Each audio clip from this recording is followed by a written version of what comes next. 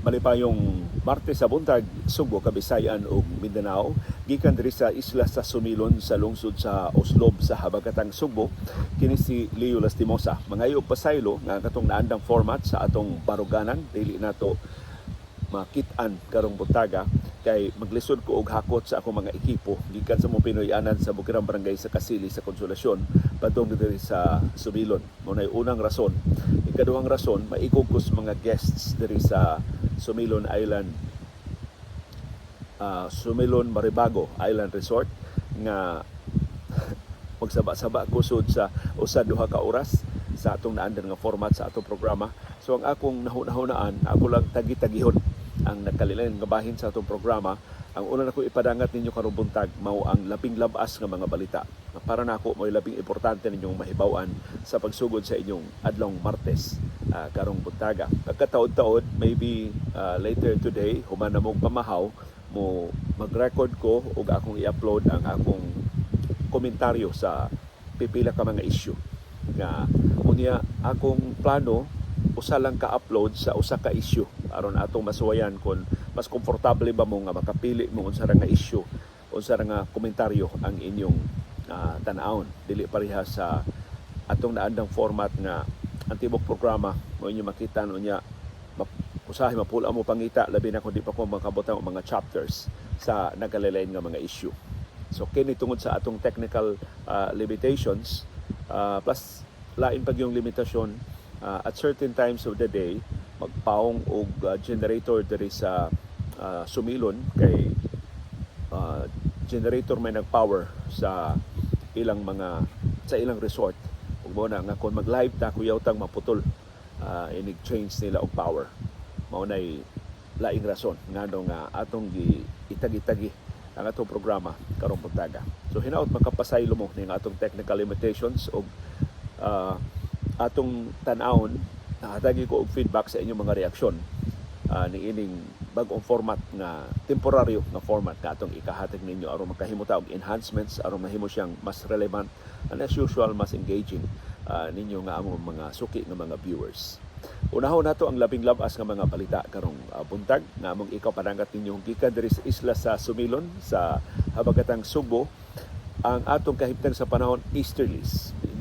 Inyo tayo mabatigan perting kusuga sa among huros nga hangin dinhi natunong yun wag ito tuyuan nagtakdol kay gabi sa unang gabi na mo diri sa isla sa Sumilon perting ninduta sa takdol pero easterlies ang atong kahimtang sa panahon sa tupa ang init nga hangin gikan sa Pasifiko maoy mo dominar sa atong tibuok syudad ug probinsya sa Subo, Bohol, Siquijor, Negros Oriental, tibok Central Visayas og ang localized thunderstorm. So doon naghipat yung patak-patak kapag uwan pero parang sana lang kaayo ang pag-uwan na atong mahiaguman. Ang amihan mangutana teli mo ni Saka ni biya na sab siya sa Metro Manila, tuwa na siya karon sa Northern Luzon. Tuwa siya sa Batanes, sa Ilocos, sa Cagayan Valley. Tuwa na sab dito ang amihan nagkalayo gikan nato dinhi sa syudad ug sa probinsya sa Subo, sa Kabisayan ug sa Mindanao. So matapos naman ang Nobyembre karong tuiga, posible nga unya na ta sa sunod buwan sa Disyembre magkatagamtam pero napamay na himiling pipila ka adlaw tingali kon mo us-us na ng amihan o magkabatyag na kita unsay bugnaw nga amihan ang bugnaw nga hangin gikan sa Siberia o sa China nga nagdominar na sa niaging pila na kasimana sa amihanang bahin sa Luzon. Iabot na gani siya sa Metro Manila Sud sa pila ka adlaw sa niaging semana. So mapakapaabot ta og init ug alimuot nga kahimtang sa panahon din sa ato sa Subo tibok adlaw karong adlaw pero pahimusli ninyo ang katugnaw karong sayong kabuntagon nga mokagyo na inig pakita na gyud sa higpit nga kahayag sa adlaw karong taon-taon. Samtang ni ay magkahasol nga pagtuon mahitungod sa climate change nga magkainit ang atong temperatura, magkagrabe ang uwan, magkagrabe ang baha sa nagkalilain nga bahin sa planeta, labi na dinis ato sa Pilipinas ug sa Southeast Asia. Kini pagtuon gihimo sa Potsdam Institute of Climate Impact Research. Ang ilang findings mao nga ang extreme rainfall mas daghan, mas bugat, makamugna og mas lapad nga pagbaha, mas bangis nga lunok ug mahimo siyang mas frequent So mas subsub, mas sagunsol ang pag-uwan o pagbaha. Na makaingon ti mo, init hinuon mo, grabe hinuon ang uwan o ang baha. Actually, ang baha resulta sa uwan. Ngano mo grabe man ang uwan nga nagkainit magka ang temperatura. Ang nakaplagan sa research nga magkainit ang temperatura, magkaumog ang hangin. So mas daghan nga moisture ang iyang ma-retain tungod sa kainit sa malibot. Tungod ana ining bundak sa uwan mas kusog, mas daghan ang uwan nga ibundak. Kunya ang nakapait kay kita. Igo tas El Nino, parte na tong inita, parte na tong alimuota, ipangagpas ang El Nino mulungtad hangtod Hunyo sa sunod tuig, maigo pa kita sa grabe nga uwan. So ang duha ka extreme sa kahimtang sa panahon mo grabe nga makaapektar nato dinhi sa syudad ug sa probinsya sa Subo, sa tibok Pilipinas ug sa tibok Southeast Asia. So napasidaan sa mga researchers dito sa Potsdam, ang good news mao nga sayon ra kuno kaayo pag-predict. Maka-predict na sila kanus amang mubundak ang uwan, asan dapita ang bundak sa uwan, pero niingon ang Potsdam, the bad news is it will get worse. Watay daganan, magkagrabe ang atong kahimtang sa panahon. O samtang saka ang atong temperatura, magkadaghan ang atong uwan, makadako ang kahigayonan sa pagbaha, makadako ang kahigayonan sa pagdahilig sa yuta. So may bad news sa atong global warming. Wagi maayong epekto pag sige og saka sa atong temperatura o makatampo ta sa pagpatok sa global warming pinagi sa dili pagpataka og labay sa atong basura, sa dili pagdaog, sa dili pagpatuyang sa pagpaandar sa atong mga pabrika, sa dili kung mahimo di ta magsigamit sa atong sakyanan, kung higayon ta na makahimo ta sa atong naandan ng mga lakaw, mga gibuhaton nga menos ang atong konsumo sa lana o sa hugaw na tinubdan sa enerhiya. Ang laing balita among ikabarangat niyo karong buntag mao ang pagdayon gyud sa pagsaka sa presyo sa mga produkto sa lana. Sugod alas 6 ganin ang buntag, ipasakaan na sa mga oil companies ang presyo sa mga produkto sa lana. Ang gasolina, way kausaban, mao na good news. Wa mo uso-uso asab siya mosaka ang presyo sa gasolina. Ang crudo mo inisaka og 30 centavos kada litro. Samtang ang kerosene mo kinadak-ang saka sa 65 centavos ang kada litro. So inaut ato mga motorista ng kapatubil mo kagahapon hangtod kagabi ug wa mo kauna og avail sa masaas nga presyo sa lana karong buntaga. Sa lain pagyong balita, ang hepe sa Armadong Kusog nga si General Romeo Brawner ni pahibaw nga daghang mga nasod nga interesadong moapil sa patrolya diha sa West Philippine Sea. So imbis bilateral joint patrols lang nga mga inapahigayo nato with the United States last week o sa Australia sugod ato Sabado gitapos gahapon, posibleng doon na multilateral patrols nga ipahigayon diha sa West Philippine Sea. Posible di lang usa, di lang duha, mas daghan pa mga nasod nga ikakuyog sa Armadong Kusog sa Pilipinas pagpatrolya sa Pag-asa Island, sa Ayungin Shoal, sa Scarborough Shoal o sa ubang mga features sa West Philippine Sea nga giangkon o gipatigbabaw sa arbitral ruling sa Permanent Court of Arbitration nga kabahin sa nasudnong teritoryo sa Pilipinas. Mato ni Brawner, mas lisod ang coordination kay kinahanglan man nga magkasabtanay sila, managsama ilang channels of communication, ang coordination mas lapad kung mas daghan ang mga nasod amo appeal sa patrolya. Pero ningon si Brawner na ilan ang gi-schedule sometime next year. Pero magkadaghan ang patrolya diha sa West Philippine Sea.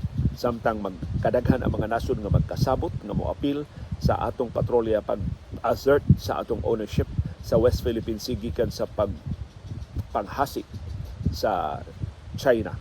So ningon si Brawner, wa pay klaro nga detalye hangtod karon pero nagpadayon ang sabot-sabot. Wa pay specific nga plano pero posibleng sunod tuig doon na natay multilateral patrols sa kadagatan o sa kahanginan ibabaw sa West Philippine Sea.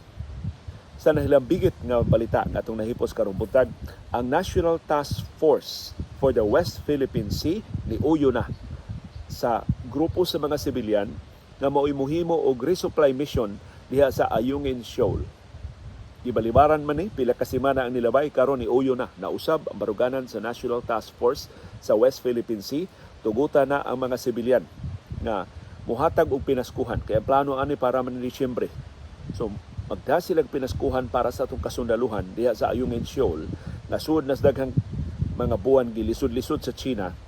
Giabog na diha ang muhatag nila pagkaon, tubig, tambal ug ubang batakan na supplies. Karon komplitos rikados mga pinaskuhan ang ihatag sa mga sibilyan. Nagkalilaing grupo sa mga sibilyan na naghugpong, nagsabot nga mangadto sa Ayungin Shoal.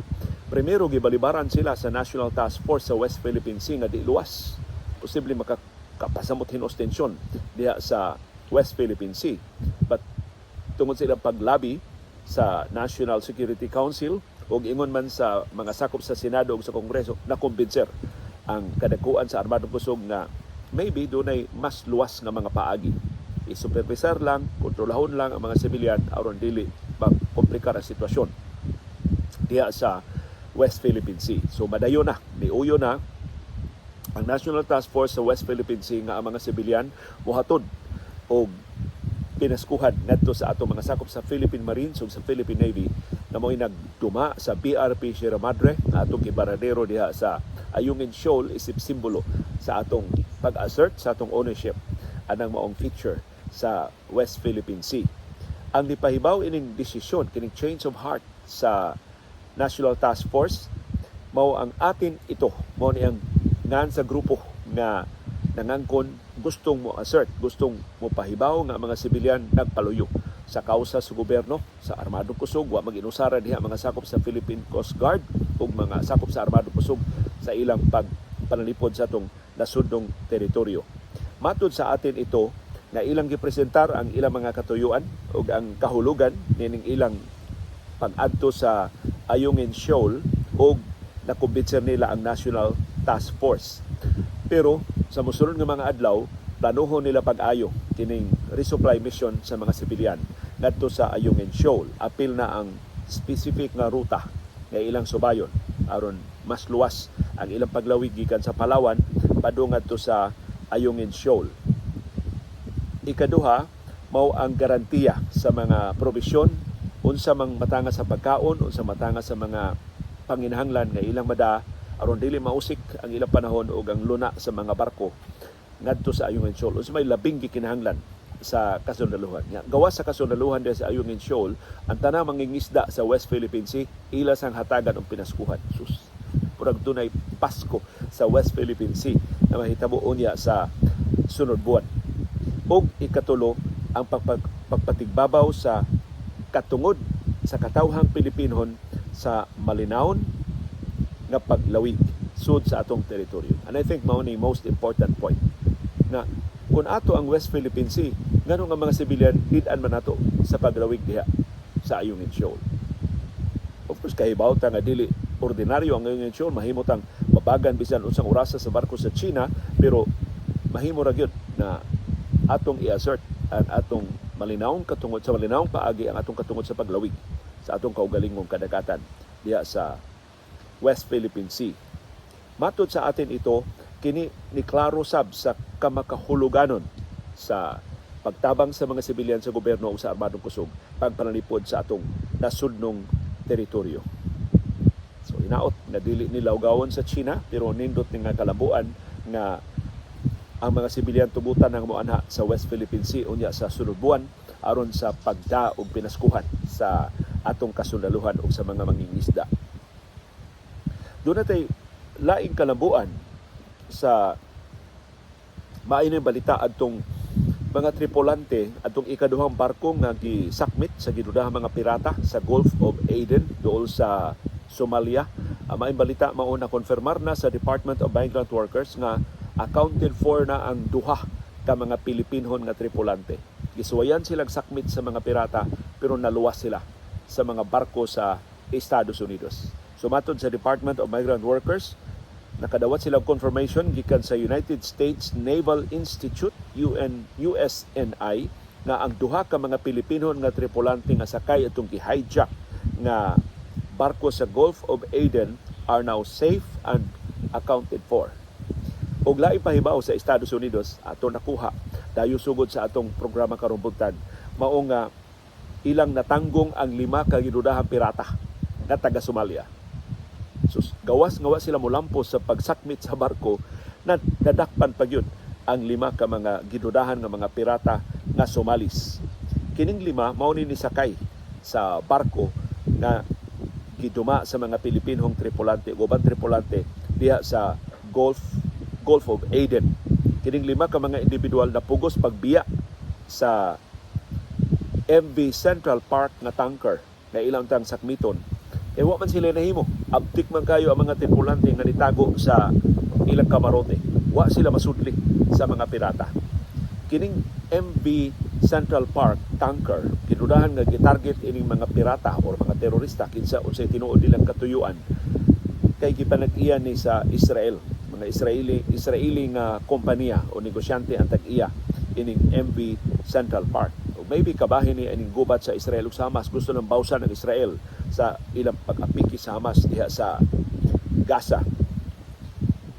Pero ang armado mga tao na pugos sa pagbiya human ang USS Mason Destroyer, kining barko sa Estados Unidos, ni demanda sa pag-release sa mga barko. So nilaya sila ang 5 ka armadong mga individual, nisakay silang gamay nga barko, dibiya na unta gigukod sa puwersa sa Estados Unidos og nadakpan, ipasurrender sila. Ang pasiunang timaan nagpakita nga ang 5 ka mga individual, mga Somali o piracy mo ituyo, dili terorismo. Wa sila mahilaw. Why timaan nga na-appeal sila sa pakigubat sa Iran sa Israel, pagbaw sa Iran sa Israel sa pakigubat diha sa Hamas.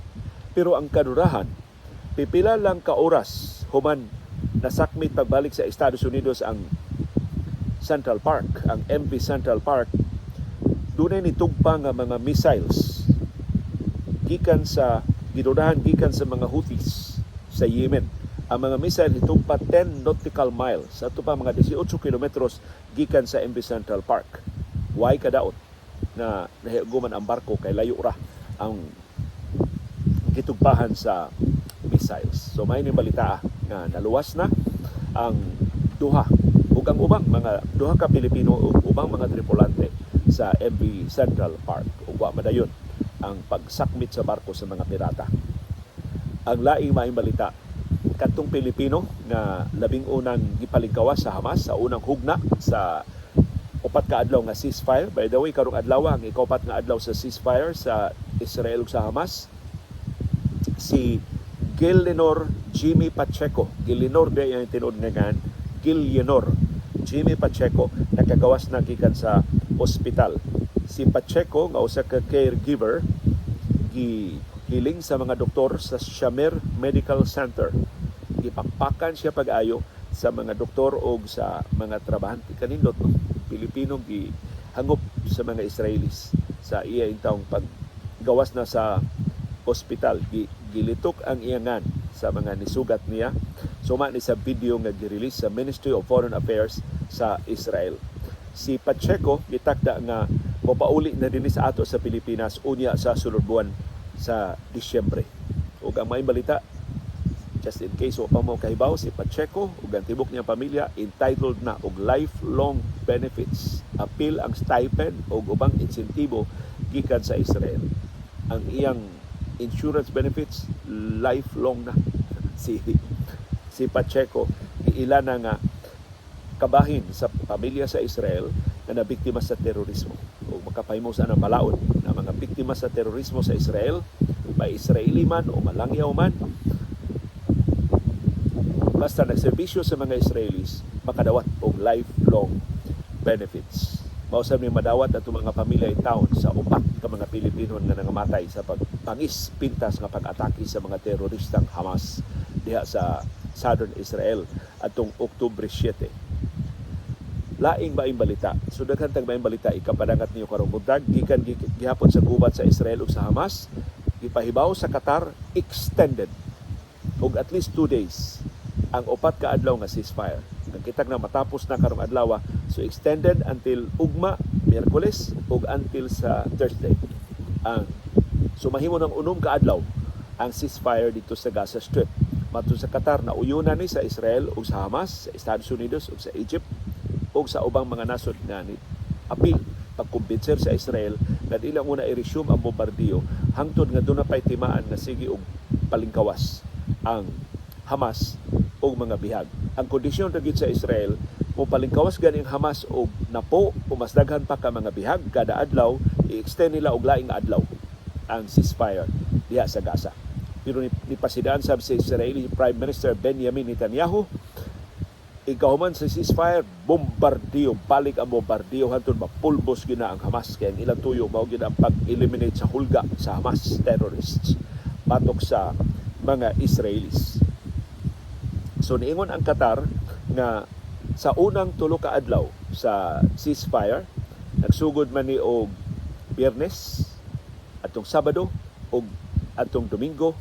Sa unang tulo ka adlaw, 39 na ka mga Israeli hostages, mga hostages sa Hamas nga ilang gipalingkawas. Apil ini si Pacheco, katong usa ka Pilipino nga naka-apil sa 39 ka mga hostages nga gipagawas sa Hamas. Napagawas na sab sa Israel ang 117 ka mga Palestinian prisoners na ilang gitanggong sa ilang mga prisuhan. Muni kabahin sa kauyunan nga inigbuhi sa Hamas o mga bihag, counterpart sa doong palingkawas o mga piniriso ang Israel.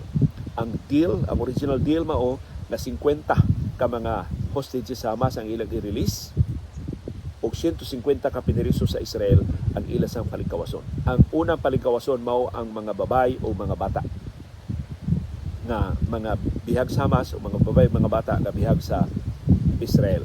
But napagawas man si Pacheco, so posible nga mo extend sa uban pa nga mga bihag. So kay na-extend man og duha ka adlaw ang ceasefire, pasabot nga laing labing menos na po o 20 kay duha man ka adlaw, so laing 20, so 50 mahimong 70 ka mga bihag sa Hamas ang mapalingkawas og ang Israel 150, posible moabot na nagkapin 200 ka mga piniriso ang ilasang mapalingkawas na ning extended na manahimo ng unom ka adlaw nga ceasefire diha sa Gaza.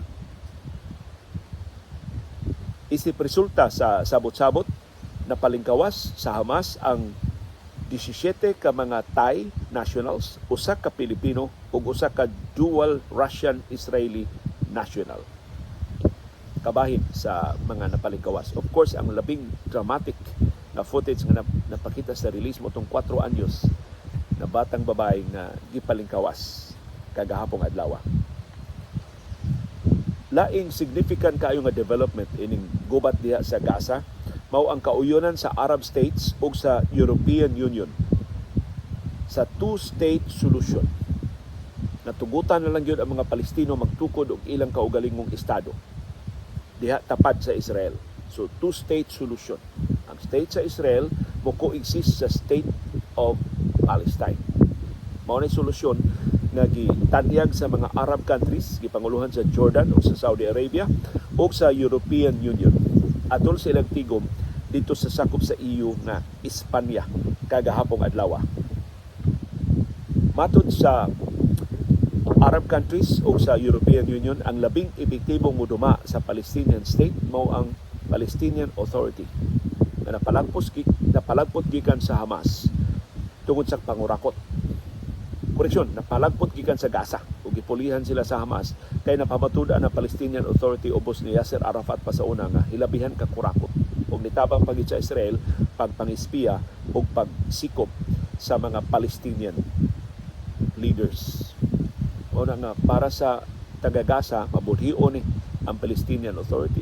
Pero sigon sa Arab countries o sa European Union, kung dili ang Palestinian Authority, kinsa may laing moduma sa Gaza. Doon ay vacuum of power diha sa Gaza. Dili mahimong ang Israel. Kada adlaw ang gubat diha sa Gaza. Dili mahimo ang ubang kanasuran ang Palestinian Authority. Pero ang kondisyon, kailangan ang Palestinian Authority magtarong. Kailangan ang Palestinian Authority di na mangawat. Kailangan ang Palestinian Authority di na mangispiya para sa Israel. Unang conscious kayo ang Palestinian Authority nga modistansya na sila sa Israel kay di gyud mosalig ang mga Palestinians kung makita ang Palestinian Authority na collaborate sa Israel. So maayo ni nga kalambuan nga naglantaw na ang Arab countries ug ang European Union, and hopefully ang ubang kanasuran mutabang ini maong initiative, maglantaw na sa senaryo ini kahuman ining gubat sa Gaza. Unsaon pag-rehabilitate ang Gaza, unsaon pagduma ang Gaza, human mapalangpot ang mga teroristang Hamas gikan sa ilang daghan sang katuigan ng pagpanghasik, paggaw sa mga Gazans, mga Kolombiyo sa Gaza. Ug ang atong final item ninyo karong buntaga, update nato sa kahimtang sa panglawas ni Pope Francis. Matod sa Vatican, ni-improve ang kahimtang sa panglawas ni Pope Francis human siya nahiagom og flu symptoms ni atong niaging weekend. Ang 86 anyos nga Santo Papa ni uswag sa pipila siya mga appointments hangtod karong adlaw aron nga hingpit siya nga makapahuway, mahingpit ang iyang recovery. Wa nay hilanat ang Santo Papa, good news na. Ang iyang respiratory situation is clearly improving. Ang scan sa iyang baga nga gipahigayon sa niaging semana ni rule out og pneumonia. So why pneumonia ang Santo Papa, pero nakit-an ang lung inflammation, hubag ang iyang baga. Mo'y hinungdan sa kalisod niya sa pagginhawa. Muna ang Santo Papa di kayo makalakaw, di kayo makaistorya og dugay tungod siyang kalisod sa pagginhawa. Aron mas epektibo siyang matambalan,